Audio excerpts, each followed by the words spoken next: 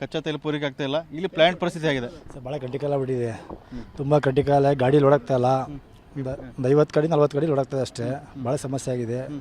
ಬೇರೆ ಊರಿಂದ 100 ಕಿಲೋಮೀಟರ್ ದೂರದಿಂದ ಬಂದು ಕಾಯ್ತಾ ಇದೀವಲ್ಲ ನಾವು. ಈಗ ನೀವು ಇಲ್ಲಿಂದ ಬಂದರೆ ಎಲ್ಲಿ ಹೋಗ್ಬೇಕು ನೀವು? ಸರ್, ಚೀಲೂರಿಂದ ಬಂದಿರೋದು, 50 ಕಿಲೋಮೀಟರ್ ಬಂದಿದ್ದೀವಿ. ಬಂದು ಇಲ್ಲೇ ವೇಟ್ ಮಾಡಬೇಕು. ಈಗ ಮನೆ ಹೋಗಂಗಿಲ್ಲ, ಏನಿಲ್ಲ. ಸಿಲಿಂಡ್ರಿ ಇರುತ್ತೆ, ಸಿಲಿಂಡ್ರಿ ಕಾಯಲೇಬೇಕು. ಲೋಡಿಂಗ್ ಭಾಳ ಪ್ರಾಬ್ಲಮ್ ಇದೆ. ಈಗ ಅಂದರೆ ಇಲ್ಲಿ ಬಂದು ಕಾಯಬೇಕು, ರಿಫಿಲಿಂಗ್ ಆಗಬೇಕು. ಎಷ್ಟು ದಿವಸ ತಗೋತಾ ಇದೆ ಒಂದೊಂದು ಲಾರಿಗಳ ರಿಫಿಲಿಂಗ್ ಆಗಲಿಕ್ಕೆ? 3 ದಿವಸ ಆಗ್ತದೆ ಸರ್. ಇವಾಗ ಮುಂಚೆ ಡೈಲಿ ಬಂದು ಲೋಡ್ ಆಗ್ತಾ ಇತ್ತು, ಈ 3 ದಿವಸ ಆಗ್ತದೆ. 3 ದಿವಸ ಆಗ್ತಾ ಇದೆ. ಓಕೆ. ಅಂದರೆ ಸಹಜವಾಗಿ ಇಲ್ಲಿರುವಂಥ ಲಾರಿ ಚಾಲಕರು ಸಾಕಷ್ಟು ಸಮಸ್ಯೆಯನ್ನು ಎದುರಿಸ್ತಾ ಇದ್ದಾರೆ.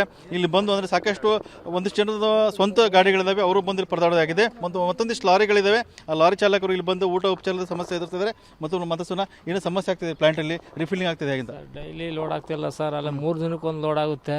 ಒಂದು ಡೈಲಿ ಸಿಂಗಲ್ ಕರೆಸಲ್ಲಿ ಇಟ್ಟರೆ ಅಲ್ಲಿ ಏಜೆನ್ಸಿಯಲ್ಲಿ ತುಂಬ ಪ್ರಾಬ್ಲಮ್ಮು. 5,000 6,000 ಇದು ಆಗಲೇ ಬುಕ್ ಆಗಿದೆ. ನಮ್ಮಲ್ಲಿ ಒಂದು ಲೋಡ್ ಕೊಡ್ತಾರೆ, ಆ ಕಡೆನೂ ಸಾಕಾಗಲ್ಲ. ಅಲ್ಲೋದ್ರೆ ದಿನನಿತ್ಯ ಗಲಾಟೆ. ಈಗ 17 18ರದ್ದು ಸೀನಿಯರ್ಟಿದು ಕೊಡ್ತಾ ಇದ್ದಾರೆ, ಬುಕ್ ಮಾಡಿರೋದು. ಇನ್ನೂ ಈಗಾಗಲೇ 30 ತಾರೀಕು, ಇನ್ನು 10 ದಿವಸದ್ದು ಪೆಂಡಿಂಗ್ ಇದೆ. ಹಂಗಾಗಿ ತುಂಬ ಸಮಸ್ಯೆ ಸರ್, ಇಲ್ಲಿ ಆಗ್ತಾ ಇಲ್ಲ ಲೋಡು. ಈಗ ಅಂದರೆ ಎಷ್ಟು ದಿವಸದಿಂದ ಈ ಸಮಸ್ಯೆ ಶುರುವಾಗಿದೆ ಇಲ್ಲಿ ಈಗ ರಿಫಿಲಿಂಗ್ ಮಾಡಲಿಕ್ಕೆ? ಒಂದು 15 ಒಂದು ತಿಂಗಳಿಂದ ಸರ್. ಈಗ ಒಂದು ರೀಸೆಂಟಾಗಿ ಒಂದು 15 ದಿವಸದಿಂದ ತುಂಬ ಪ್ರಾಬ್ಲಮ್ ಆಗ್ತಾ ಇದೆ. ಈಗ ಇದು ಸ್ಟಾರ್ಟ್ ಆದಾಗಿಂದ ಅಷ್ಟು ಇದ್ದಿದ್ದಿಲ್ಲ. ಈಗ ಒಂದು 15 ದಿವಸದಿಂದ ತುಂಬ ಪ್ರಾಬ್ಲಮ್ಸ್ ಜಾಸ್ತಿ ಆಗಿದೆ ಈಗ. ಓಕೆ. ಇಲ್ಲಿರುವ ಲಾರಿ ಚಾಲಕರು ಸಾಕಷ್ಟು ಸಮಸ್ಯೆ ಎದುರಿಸ್ತಾ ಇದ್ದಾರೆ. ಸಿಲಿಂಡರ್ ಏನು ರಿಫಿಲಿಂಗ್ ಪ್ಲಾಂಟ್ ಇದೆ, ಇಲ್ಲಿ ಸಾಕಷ್ಟು ಸಮಸ್ಯೆ ಆಗಿದೆ. 3-4 ದಿವಸ ನಿಂತ್ಕೊಂಡ್ರೂ ಕೂಡ ರಿಫಿಲಿಂಗ್ ಆಗ್ತಾ ಇಲ್ಲ. ಮುಂಚೆ ಎಲ್ಲ ಬೆಳಗ್ಗೆ ಬಂದರೆ ಸಂಜೆ ಹೋಗ್ತಾ ಇದ್ರು. ಈಗ 3-4 ದಿವಸ ಆದರೂ ಕೂಡ ಆ ಲಾರಿಗಳೇನಿದೆ ಸಿಲಿಂಡರ್ಗಳ ರಿಫಿಲಿಂಗ್ ಆಗ್ತಾ ಇಲ್ಲ. ಸಾಕಷ್ಟು ಸಮಸ್ಯೆ ಎದುರಿಸ್ತಾರೆ. ಮತ್ತೊಬ್ಬರು ಚಾಲಕರ ಮಾತಾಡ್ಸೋಣ. ಇಲ್ಲಿ ನೋಡ್ತಾ ಇದ್ದಾರೆ, ಎಲ್ಲ ಚಾಲಕರು ಬಂದು ನಿಂತ್ಕೊಂಡಿದ್ದೀರಾ, 3-4 ದಿವಸ ಕಾಯ್ತಾ ಇದ್ದೀರಾ. ಸಾಕಷ್ಟು ಸಮಸ್ಯೆ, ಊಟ ಉಪಚಾರಕ್ಕೆ ಸಮಸ್ಯೆ ಆಗ್ತಾ ಇದೆ, ಎಲ್ಲನೂ ಸಮಸ್ಯೆ ಎದುರಿಸ್ತಾ ಇದ್ದಾರೆ. ಹೌದು. 3 ದಿವಸಕ್ಕೆ ಒಂದ್ಸತಿ ಲೋಡ್ ಆಗತ್ತೆ.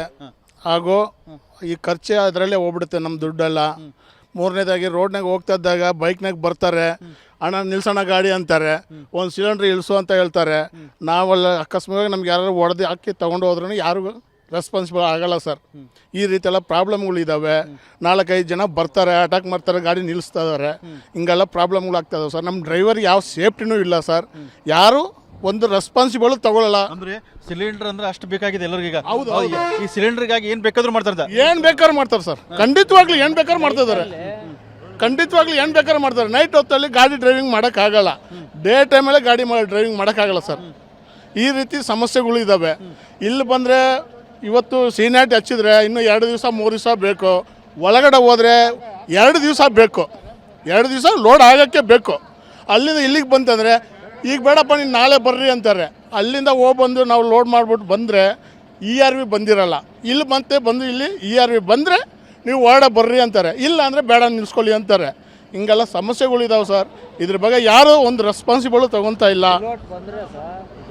ಈ ರೀತಿ ಯಾರು ರೆಸ್ಪಾನ್ಸಿಬಲ್ ತೊಗೊತಾ ಇಲ್ಲ. ಇಲ್ಲಿ ಇರುವಂಥ ಚಾಲಕರು ಏನು ಸಿಲಿಂಡರ್ ಇದೆ, ಇಂಡಿಯನ್ ಆಯಿಲ್ ಕಂಪ್ನಿ ಇದೆ, ಮಾಚೇನಹಳ್ಳಿ ಇದೆ, ಈ ರಿಫಿಲಿಂಗ್ ಪ್ಲಾಂಟ್ ಇದು. ಇಲ್ಲಿ ಇರುವಂಥ 110 ಹೆಚ್ಚು ಏನು ಸಿಲಿಂಡರ್ ವಾಹನಗಳಿದ್ದಾವೆ. ಆ ವಾಹನ ಚಾಲಕರಿದ್ದಾರೆ, ಅವರು ಪರದಾಡುವಂಥ ಪರಿಸ್ಥಿತಿ ನಿರ್ಮಾಣ ಆಗಿದೆ. ಒಂದು ಕಡೆಯಿಂದ ಅವರಿಗೆ ಊಟ ಉಪಚಾರ ಸಮಸ್ಯೆ ಆಗಿದೆ. 3-4 ದಿವಸ ಜಾತಕ ಪಕ್ಷಿ ಅಂತ ಕಾಯಬೇಕಾಗಿದೆ.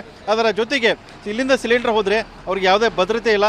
ರಸ್ತೆಯಲ್ಲಿ ಏನು ಬೇಕಾದರೂ ಆಗಬಂದ ಆತಂಕನೂ ಕೂಡ ಚಾಲಕರು ವ್ಯಕ್ತಪಡಿಸಿದ್ದಾರೆ. ಕ್ಯಾಮ್ರಾಮನ್ ಶಶಿಕುಮಾರ್ ಜೊತೆ ಬಸವಗಣವಿ, TV9 ಶಿವಮೊಗ್ಗ.